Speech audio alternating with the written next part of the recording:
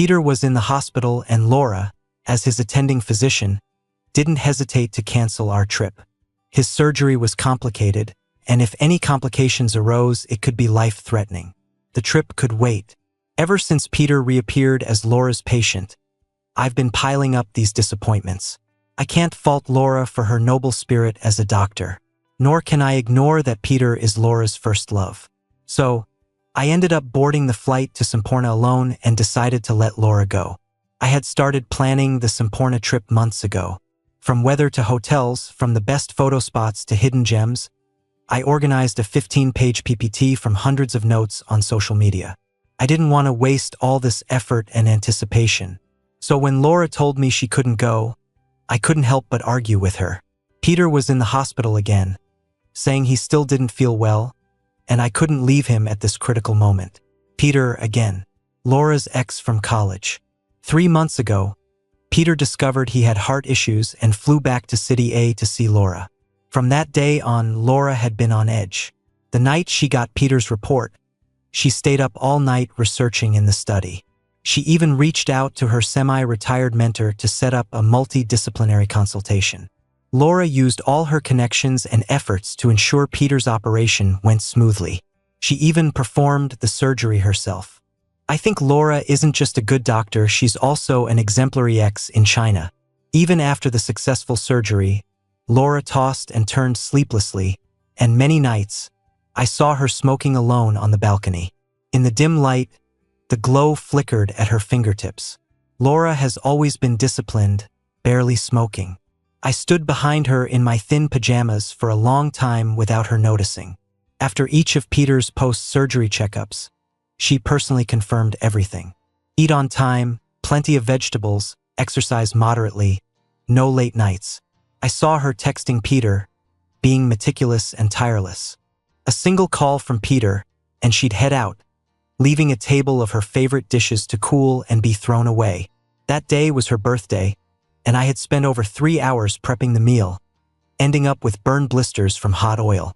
A few days later, the blisters turned to scabs, and she applied ointment on them, her tone filled with subtle resignation. "Vincent, you really don't need to do all this. Besides, those high-fat, high-sodium dishes aren't healthy." All this finally reached a boiling point. Almost sneering, I said, "Wasn't his surgery done 3 months ago? What, is Peter sick again?" Laura rubbed her temples, the red veins in her eyes evident. "Vincent, do you have to be so cold-hearted? Heart surgery is complex, and post-operative complications can be severe. It's not a small matter. Trips can be taken any time. Do you really have to compete with a patient?" I laughed in disbelief. "When can it ever be any time?" Laura's been working for years, and her leaves can be counted on one hand. I accommodate her busy schedule, planning around her time, and interruptions are routine. The furthest we've gone is the next city. This 5-day break was granted by her senior professor because we are nearing our wedding day. She's aware of how much I was looking forward to this trip. Now, she looks at me with exhaustion, her gaze colder than the winter wind. "Stop it, Vincent. I'm really tired." My eyes reddened, fingers digging into my palms, feeling a burning fire in my chest that made everything ache. "Laura, you better be this attentive to every patient." It was late March, still chilly. Laura didn't come after me. Sucking in the cold air along the river, I wrapped my coat tighter. I'm not that bad a person. I didn't want to speak harshly to someone sick. I was anxious for Peter when his issue first came up. I knew Laura was the top thoracic surgeon in City A. With her doing the surgery, the chances were better. It made sense for Peter to choose her. There's nothing more important than being alive. So during the turbulent consult phase, I often took meals to Laura whenever I could. Laura's not picky about food, but she often missed mealtimes because of work and would end up with only buns from the cafeteria. I wanted her to eat a proper meal no matter the time. When did we first argue about Peter, anyway? I think it was when I noticed she was still frequently in contact with him after the surgery. I saw her messages on the phone, reminding Peter to eat, avoid intense exercise, and not stay up late. "Laura, are you caring for a patient or your ex-boyfriend?" She said nothing, just looked at me calmly. Eventually, she took me to the ward. Through the glass, I saw Peter curled up in his hospital attire. His exposed arm seemed only skin and bones, with bruises from his IVs, a painful sight. He looked frail, with pallid lips, frowning even in his sleep as if about to shatter like delicate pottery. I went silent. I'd seen Peter before. Once charming and radiant, he was striking, even next to Laura. Laura handed me her phone, her cold eyes revealing a deeply suppressed sadness. "Vincent, I know what I'm doing. No matter who's lying there, I'll do my best. I just think he's so young, he should live a good life. The chat history is all there, you can check it anytime." All my grievances and resentment, I swallowed back little by little. "But Laura, do you really mean what you say? Peter, just recovering from a big illness, has a bunch of meds to take." Usually so carefree, Laura kept revising the prescription. I was quite surprised seeing this. Shouldn't you doctors be pros at prescribing meds? Are that many drugs unusable? She just gave a light smile. Pharmacology is complex. Until one time I went to bring Laura a meal and bumped into Peter. He pointed at his four and said the carer wasn't around, could I help grab his meds from the pharmacy? I agreed right away. The old pharmacist squinted at the prescription, then looked at me. "This young guy seems energetic. Why is he scared of suffering to take meds?" He laughed. "Look at these meds. Aren't they sugar-coated and sweet? When you're sick, you gotta bear some bitterness." He pointed at Laura's signature on the form, saying she put quite some thought into the prescription. I forgot what else the old pharmacist said. I just remember on the way back, holding just a few boxes of meds felt like carrying something heavy, weighing down on my chest, making it feel heavy and suffocating. Laura is the most rational person. I've complained the meds were bitter to her before. She'd frown at me, her stunning features looking even more cold. "Vincent, you're not a child. Love is a subconscious expression. So Laura, your heart has already tilted." A light rain started by the river as I walked back. The shoes I'd kicked off when leaving were neatly put back at the door. On the dining table were 3 simple dishes and a soup. Laura stood backlit in the living room, watching me quietly. "You're back?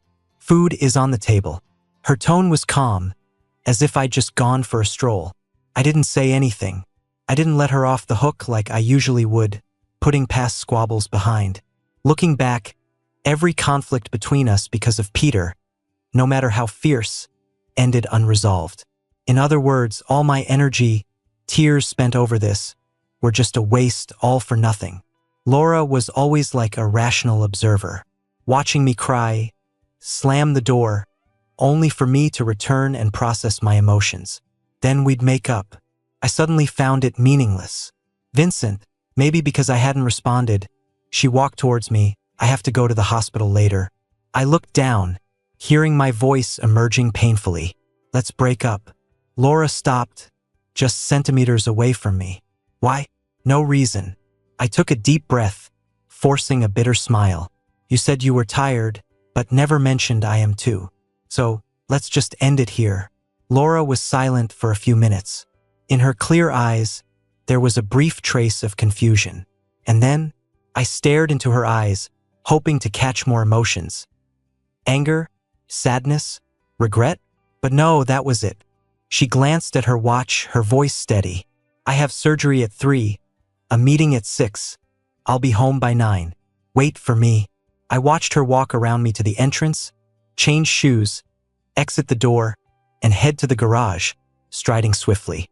This is Laura. Even facing a breakup, she remains poised. No, not entirely. At least when she broke up with Peter, it was a mess. So much so that a medical student ended up drinking herself into a stomach hemorrhage, hospitalized. Her roommate couldn't help but complain to me outside the ward. They say graduation season is breakup season. Ain't that the truth? We're med students, double majors, so busy. He's graduating, and Laura still pulls all-nighters from the lab helping him with reports. And him? Claims to be ill on weekends and needs rest. Laura crosses the city for him, only to catch him celebrating a colleague's birthday.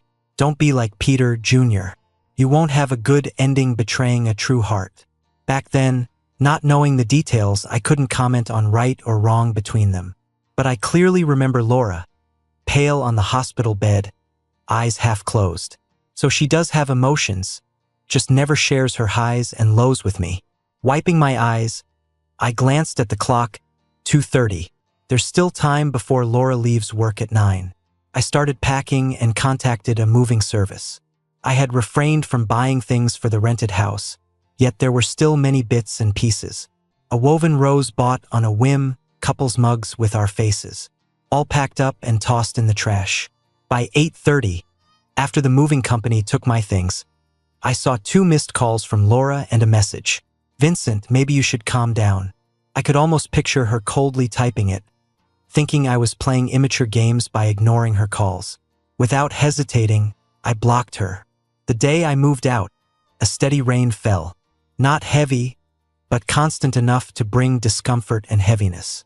But the next day dawned clear after the rain. I took it as a good sign, meaning I had moved on from a damp relationship onto brighter days ahead. Laura's call came the next day at noon from an unfamiliar number. I recognized her voice as soon as I answered. "Vincent, where are you?" She got straight to the point. "I'm clutching my phone. I told you yesterday I wanted to break up." "Vincent, last night there was an emergency patient. I didn't get home until 1 a.m. and you blocked me again." I pause for a couple seconds to realize she's explaining why she's calling now. I just respond with, "Oh." Honestly, she didn't need to go through the trouble. I know she's super busy and always had urgent tasks. I used to understand and wait patiently without any complaints. But now I don't have to wait anymore. I disagree with your reason for breaking up. If you're tired, you can tell me. If it's about the trip, we can reschedule. "Vincent, come back. Let's talk in person." Her voice is still calm on the other end. I chuckle softly. "Reschedule? Reschedule until when? After Peter completely recovers?" "Laura, that's not rescheduling. That's me going along with your plan." She stops, and it takes her a while before she softly replies, "It's not that." I cut her off. "Laura, you want the reasons for the breakup? Let me ask you, do you love me? Do you love me more than Peter? If you love me, then why am I always taking a backseat to Peter?" Her tone speeds up, almost laced with undeniable helplessness. "Peter is a patient. I'm a doctor. It's my duty. Vincent, I can't just watch a life disappear. If you need love that overcomes a life, I'm sorry." I burst into laughter. "Laura, you see, I asked you 3 questions, but your first response was to explain for Peter. Ask yourself, do you really love me? Since Peter reappeared, have you, even once, truly considered me?" The silence stretches out over the phone line. So I continue talking. "Even though I was the one who wanted to break up, you just want to give me time to cool off. Laura, if your love from now on is just going to bring disappointment and grievances, I've thought it through, I don't want it." A long silence stands between me and Laura. I can hear her breathing getting heavier, and her once steady tone shakes with noticeable discord. She finally forces out, "I'm sorry, Vincent." I hang up the phone. After that day, Laura doesn't contact me again. I guess she figured things out. Since she can't let go of Peter, and he's back, my leaving might even be a good thing. Maybe I should have left sooner. I start looking online for a new place, but I can't find one I like. Instead, I stumble upon a travel agency ad, Semporna off-season sale. Compared to what I'd previously booked, the same price got me an upgraded room and several new water activities. The timing's just half a month earlier. I'm a freelance illustrator, so my schedule's pretty chill. No reason to pass up a bargain, so I decide to change my reservations. Just like that, I'm off. Off-season travel is awesome, less people, beautiful places. On my last night, Laura calls after weeks of silence. "Vincent, I've transferred Peter to another doctor. I'll join you for the trip as planned. I was wrong before. Give me another chance to make it up to you, all right?" Her voice is shrouded in a heavy fog, so low it almost breaks. Suddenly, I remember trying snorkeling with a coach a few days ago. The fish danced through the coral, sunlight streaming down and shimmering. A vast, indescribable beauty, enough to bring tears. "But Laura, I'm already in Semporna." Her breathing stalls. I gently explain. "The travel agency had a sale. My schedule's flexible, so I just changed my ticket. Actually, I've known Laura way longer than Peter. We were high school buddies. She was a year above me. At the high school orientation, she gave a welcome speech as the outstanding senior. Elegant, graceful. In just a few minutes on stage, she captured the hearts of most freshman guys. I was a rebellious kid back then, fearless. I chased her for half the year, even asking for her phone number. But it went nowhere. Until the midterms of my freshman year, my grades plummeted. My homeroom teacher finally called my parents. In front of all the teachers, my dad scolded me, saying I was just like my mom, carrying her lowly blood. He pointed at me and sneered. All you think about is dating? Are you that useless? Just like your mom running after other men, are you trying to do the same? The teacher was clearly surprised, trying to stand between us, but it was pointless. The hallway was packed with students. The next day at lunch break, I didn't want to do homework, so I was dozing off when someone called my name. Laura was standing at the classroom door, light behind her. Vincent. I didn't move, she called out again. Vincent. With everyone egging me on, I went over. Vincent, want to make a bet? I looked confused. She smiled. Next month's exam, make it into the top 100, and I'll go see that movie with you. What a joke. I'm over 300th now in a month? Afraid you can't? Who says that? I reflexively refuted. Her eyes sparkled in amusement, waiting for my response. I didn't know why she suddenly wanted to bet with me, but the next month I placed 92nd. When the results came out, Laura kept her word. I actually forgot what movie I had mentioned, so I randomly picked one. Turned out to be a romance flick, not really my thing. Absent-mindedly, I turned my head, and there was Laura's perfectly defined side profile. I quickly looked away. Luckily, she was focused on the screen and didn't notice. After the movie, I suggested hanging out longer. She smiled knowingly. Another date? That'll cost you. What's that supposed to mean? Next month's finals, top 50. Hey, don't push it, okay? Making the top 100 was tough enough, how's 50 even possible?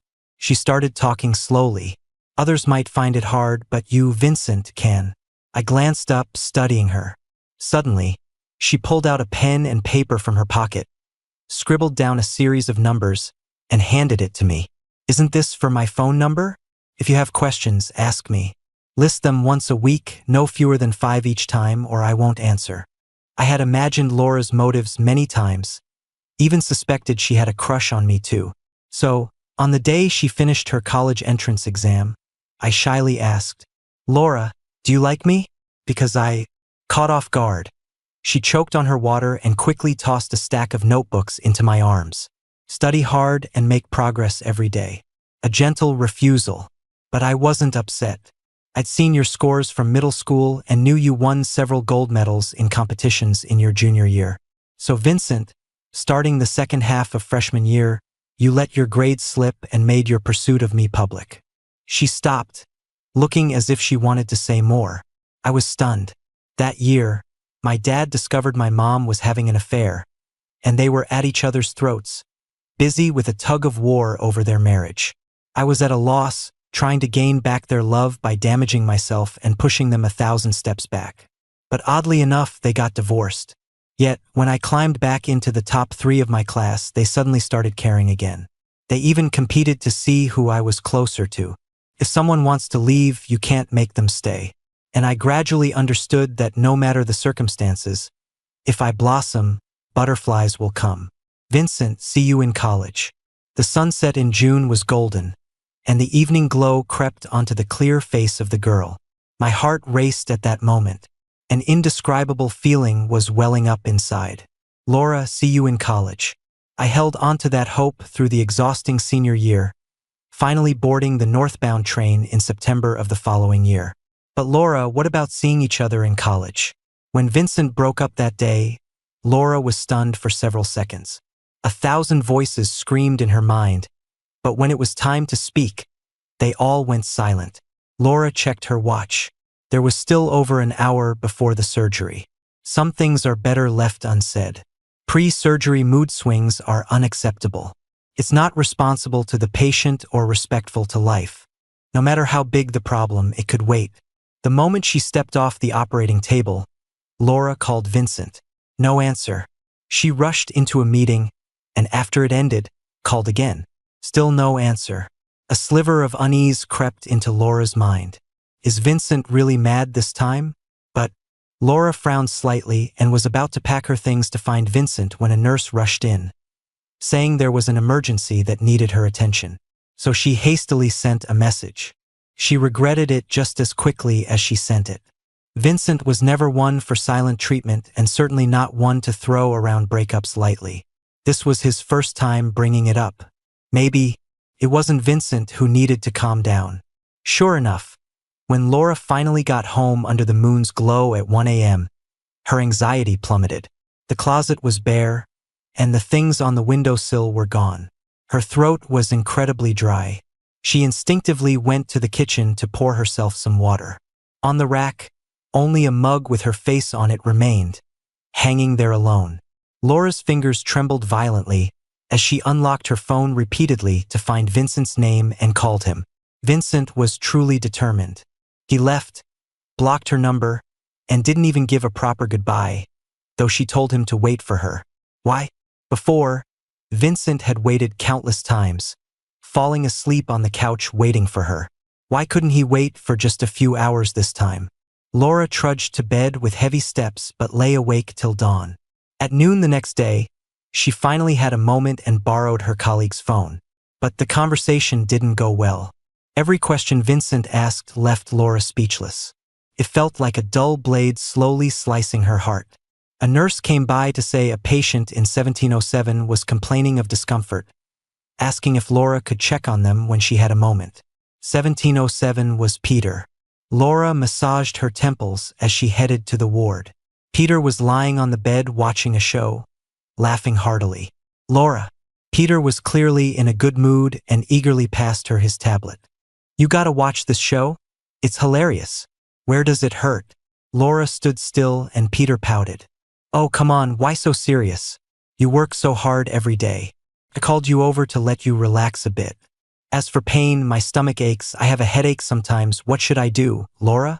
Laura pressed her lips, reading over Peter's current hospital reports.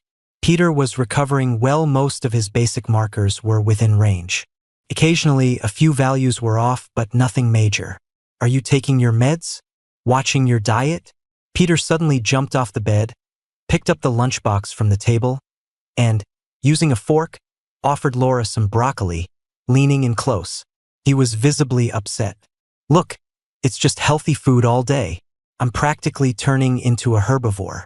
Can you imagine eating this every day? I don't care, Laura. After work, take me for spicy crabs. You know I love that place. Laura subtly took 2 steps back. She felt a sudden wave of irritation. How did they break up back then? Peter wanted companionship, a sense of occasion, and emotional support. Tipping his head arrogantly, he said, Laura, go live with your lab. You give me nothing. You're too busy to even say goodnight. What's the point of someone like you wasting anyone's time? A female colleague isn't just a coworker, is she? It's just a birthday dinner. And besides, who are you to accuse me? Weren't you always tangled up with your little schoolmates too? Laura saw a figure flash in her mind. Vincent. When Vincent first came to City A, he came to see her a few times, all excited. But after he saw her with Peter, he never came back. The only time he reached out, Peter mocked him endlessly. At that moment, Laura decided to let go of that relationship. She was young then and genuinely invested in that relationship. She eventually got drunk, bringing it to a sort of closure. Peter later tried to make up. He bought a cake and came to the med school to see her, his words hinting at getting back together. But Laura didn't budge. Peter angrily smashed the cake on the ground. Do you think I didn't know? When you were in the hospital, that guy brought you food every day. You two were definitely hooking up, right? Fine, I'm out of here. I'm giving you 2 space. Laura was stunned. When she was hospitalized for half a month, her roommate brought food twice. Then it was delivered punctually every day by someone else. But she always thought the deliveries were ordered by her roommate. Back then, Vincent had just entered the workforce. Her roommate scratched her head. That guy said takeout isn't clean. He wasn't too busy during his internship, so he made an extra meal for you daily without much trouble. Oh, he also said that since you had a boyfriend, he didn't want to cause any misunderstanding, so he asked me to deliver it. He still owes me a big meal for that. Laura suddenly recalled a late night driving Vincent back to school, where the sparse starlight mixed with the tears he tried to hide. Vincent said the wind irritated his eyes. But there weren't any winds that night, just scattered stars. That one tear, shed unintentionally, finally pierced through time to burn in Laura's heart at that moment. Laura, I promise, after eating this spicy crab, I'll take my medicine regularly. Peter's words were overly forward. Laura looked at Peter's hand clutching her sleeve. Peter's intentions weren't hard to guess. When they broke up, she was just a busy med student. Now, she's a highly respected young doctor in City A. Peter always knew how to seek advantages and avoid risks, unlike Vincent, who seemed foolish to him. After enduring the long night, he turned away at the first light. Laura closed her eyes, bitterly self-mocking. Despite always thinking she was about saving lives, she unintentionally hurt a sincere heart. When she opened her eyes again, her usual coldness and detachment were back. My report shows you're fine now. You can just book a regular checkup from today. No need to see me again. Peter stared in disbelief. Laura swiftly freed her sleeve from his grasp. If your stomach hurts, go to internal medicine. If your belly's in pain, get a gastroenteroscopy. No one can save you if you don't follow medical advice. Also, I'm quite busy, so please don't waste medical resources. Peter was stunned. Laura, who are you to reject me? I can choose any doctor I want. You know I can report you for this? Laura smiled suddenly, but there was a chilling coldness in her eyes. Is that so? Do what you want. After coming back from Semporna, I got a call from a real estate agent. Vincent, the house you and Laura bought is expected to be delivered next month. We welcome you to come and inspect it. Last year, Laura and I were close to discussing marriage, and this house was meant to be our marital home. The purchase contract only has my name, but Laura paid for it. I clutched a savings book and told her that I had saved some money over the years since graduating and could contribute to our future. Laura seemed really happy at that moment, rare enough to make a playful joke. Great, now I'm broke. The perfect time for someone to support me. I left Laura's number with the real estate agent. The agent hesitated. Vincent, we can only do the handover based on the name on the contract. Changing it will need you to handle it at the housing bureau once you have the deed. Laura's been earning well these years, and this house was paid for in full. But now that we're broken up, it's better not to owe each other financially. I called Laura, and she answered almost immediately. After hearing what I had to say, there was a long silence before she softly spoke. Vincent, are you so eager to draw a line between us? I felt a bit bewildered. She sighed softly. I'm a bit busy. There's no rush for this matter. The real estate agent nudged me several times after, so I just went on my own to take care of the paperwork. While inspecting the house, a thought crossed my mind. That money I didn't spend last year could be used now to buy a place of my own, right? Excitedly, I started looking for houses. Luck seemed to be on my side, as I quickly found a small house. 2 bedrooms, a living room, a newer model with a little garden.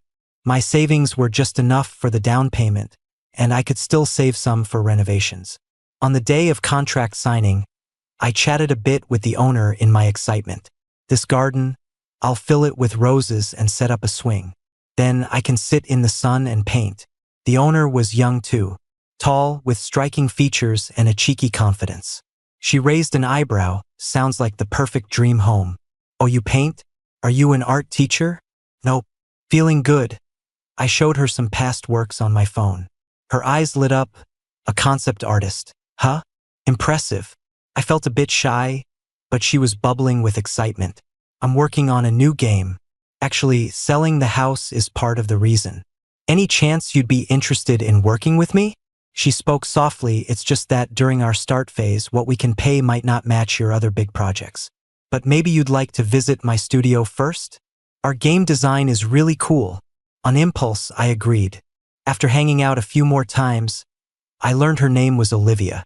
She graduated from one of the top 2 computer science programs in the country. Now, she's starting her own company with some like-minded friends to develop a game. The day Olivia and I sealed our partnership, she was driving me home when we bumped into an old acquaintance. Peter. Peter was standing a little ways off, watching Olivia and me with a smirk. He was always handsome, and now, having just recovered from a serious illness, it added a certain frail beauty to his look. "Impressive, Vincent," he said with a hint of a smirk. "Juggling a new flame while keeping the old one on a string. Quite the talent you've got." Olivia frowned, about to say something, but I stopped her. I met Peter's gaze, still confused about the tidal wave of hostility coming from him. But no matter the source, I wasn't about to take his crap. If we're talking about keeping old flames on strings, who could top Peter? Funny thing is, the reason Peter could stand here at all, running his mouth, was thanks to a skilled ex who brought him back to health. Peter's face went pale. "You?" I sneered. "What's the matter? Finally got your strength back to cause trouble after your recovery? I'd suggest you head back home and not waste Laura's efforts." Peter gritted his teeth, shot me a furious look, and then turned and left. Laura's car pulled up barely 10 minutes later. She parked on the street and walked over to Olivia and me. Olivia rested her chin on her hand for a moment as if solving a puzzle and then exclaimed, "Oh, Vincent," Laura called to me. I looked up at her. It had been a while since I'd seen her, and she'd noticeably lost weight. Her once elegant and graceful demeanor now carried a hint of weariness. "Who's she?" Laura's gaze landed on Olivia beside me, her eyes full of swirling emotions that were hard to pin down. "She's my client," I said honestly. Olivia glanced over at me. Laura's expression relaxed a little. Laura reached out to touch me, but Olivia blocked her. "You're a client stepping over some boundaries, aren't you?" Laura sneered, while Olivia raised an eyebrow. "Boundaries?" says the ex-wife who's clearly overstepping. Laura instantly clenched her fists. I quickly signaled Olivia to leave. Laura offered to take me home, but I turned her down. Her lips moved slightly, and her eyes were filled with intense pain. "Vincent, do we really have to be strangers now?" My heart twinged a bit, but only a bit. "Whenever you're free, we can transfer your house back to your name." I cut straight to the point, but she just looked as though she didn't hear. "Vincent, I messed up," she said. "I'll change. I'll make loving you my priority. I'll love you seriously, like you once loved me. Please, Vincent, don't leave." Suddenly she hugged me tightly, her face buried in my shoulder, trembling. I gently pushed her away. Under the dim streetlight, I could see her eyes welling with tears. "Vincent, you spent a decade loving me. How can you just walk away?" I met her eyes, spoke slowly and seriously. If someone accidentally breaks their leg, can't get immediate help, and it festers and rots inside Laura, you know what that person should do, don't you? Laura's face went colorless inch by inch. She shut her eyes in despair, and when she opened them again, they were filled with boundless sadness and helplessness. "Amputate," she said. "Exactly." I smiled. "That's what loving you was like for me." After that night, it seemed like I finally began to truly drift away from Laura. She never sought me out again, but never responded about the house either. Unsure of her plans, I mailed her the keys. I started spending most of my time working on Olivia's game. There was a group of young people with such sincere hearts, giving everything for a shared dream. Back when I was with Laura, she wouldn't let me stay up late to draw. But now I'm totally hooked on this thrilling passion. Pulling all-nighters got me scared of myself. The day I finished the scene illustrations, Olivia forcibly shut down my computer. "Hey, aren't you afraid I didn't save my work?" I rolled my eyes, but she just grinned cheekily. "Vincent, I'm taking a break today, so you're forced to take a day off too." I hated feeling like someone was outdoing me secretly. That afternoon, I passed by a flower and bird market and decided to buy a big bag of rose seeds. I figured it was time to start working on my garden. But just as I was digging a few shovels of dirt, I got a frantic call from Olivia. "Vincent, your ex-wife went nuts, hurry up." I rushed over. Luckily, it wasn't far, just in a nearby mall. There I saw Olivia, looking angry, leaning against the wall, beside a tall, handsome guy. Laura stood not far away, her face full of cold anger. Vincent, you finally came. I need you to set things right. I was just shopping normally and your ex-wife went crazy. Started pointing and yelling at me. She covered her forehead, looking pitiful. She even tried to throw coffee at me. How do I even show my face in public now? Boo-hoo. I looked closely at her face. No damage, just really pissed. I couldn't help but laugh. Olivia kept whining. I'm gonna sue her. Damn it, boo-hoo-hoo. Laura snorted. Vincent, you see it now. She's dating other guys behind your back. Doesn't a woman like that deserve to be taught a lesson? I'm not. Olivia started to explain, but was cut off by Laura. Not what? You pick up and drop off Vincent every day and then you date other guys. Are you saying you're not playing with his feelings? How do you know I pick up and drop off Vincent every day? Olivia asked, confused. I looked at Laura too. Laura turned her head away, silent. Olivia gritted her teeth and pulled the guy next to her over. This is my cousin Henry, the kind related by blood. I just asked him to help me pick out a gift. Vincent, don't let your ex ruin things between us. I couldn't help but laugh, had to go into the mall and buy some iodine and alcohol, then asked Olivia's cousin Henry to help calm her down. Oh no, I mean help her feel better. When I handed the medicine to Laura, she didn't take it. I sighed, turned to leave, and she hurriedly grabbed me. Vincent, I didn't mean to follow you. Don't be mad. I'm about to leave City A, so I wanted to see you a few more times. She noticed my surprised look and smiled while explaining. The Western regions lack medical resources, and City A happens to have a matching aid program. I volunteered, planning to move there for about 3 to 5 years. Vincent, you don't have to worry about me. I'll take care of myself. I thought about it for a long time. Nowhere has you, so might as well go far away. Do something genuinely meaningful. I felt a mix of emotions. In the end, I just said, take care. On the eve of Olivia's game launch, I received a postcard mailed from the Northwest. Endless yellow sands flying, crescent moon spring nestled within. Olivia raised an eyebrow and sighed. Her slender fingers brushed over the crescent moon spring on the postcard. Us gamers, we know there are 2 types of skills that are hardest to dodge. One with a super long wind-up, another that launches instantly. Looks like your ex-wife had a really long-winded romance. And who knows how many years it'll take before she can move on from someone's instant departure. I rolled my eyes at her, grabbed the postcard, and casually slipped it into a book. I've known for a while. Anyone looks beautiful standing under a cherry blossom tree. My love. It's passionate no matter who it's for. It's not that she was great, it's that I was. Behind me, Olivia kept rattling on. Vincent, stop getting so worked up. By the way, our game's about to launch. When will you take me to visit your rose garden?